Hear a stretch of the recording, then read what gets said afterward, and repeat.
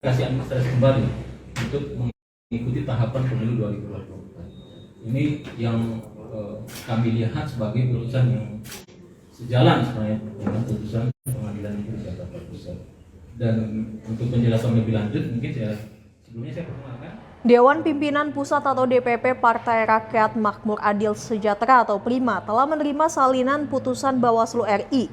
Dalam putusan tersebut, Bawaslu RI menyatakan bahwa KPU RI terbukti secara sah dan meyakinkan melakukan pelanggaran administratif pemilu yang mencederai hak politik atau hak konstitusional Partai PRIMA.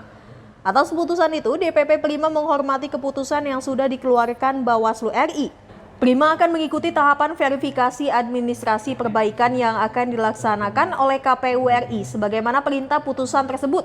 Gugatan PRIMA kepada Bawaslu RI terkait pelanggaran administrasi ini merupakan kelanjutan dari putusan Pengadilan Negeri Jakarta Pusat yang menegaskan bahwa PRIMA sebagai partai politik telah terbukti dirugikan secara administratif dan KPU RI juga terbukti telah melakukan pelanggaran hukum.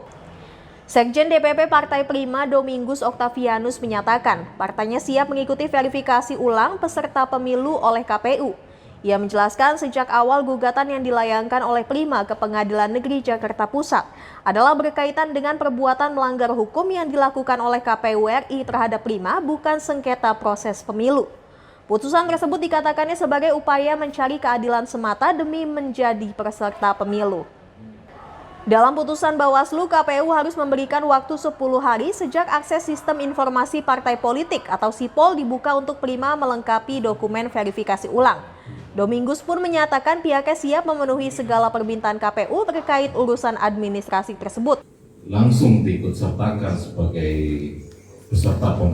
peserta ya, dalam pemilu 2024, tetapi yang dikabulkan hanya pada poin bahwa benar KPU secara sah dan meyakinkan melakukan pelanggaran administratif pemilu, dan kemudian memerintahkan KPU untuk memperbaiki ya, tata cara dan lain sebagainya terkait administratif PRIMA ya, dengan cara membuka kembali kesempatan bagi PRIMA dalam waktu 10 kali 24 jam untuk menyampaikan dokumen perbaikan ya, terhadap keanggotaan kita di 2 provinsi dan 8 kota kabupaten, masing-masing 6 di Papua dan 2 di Riau.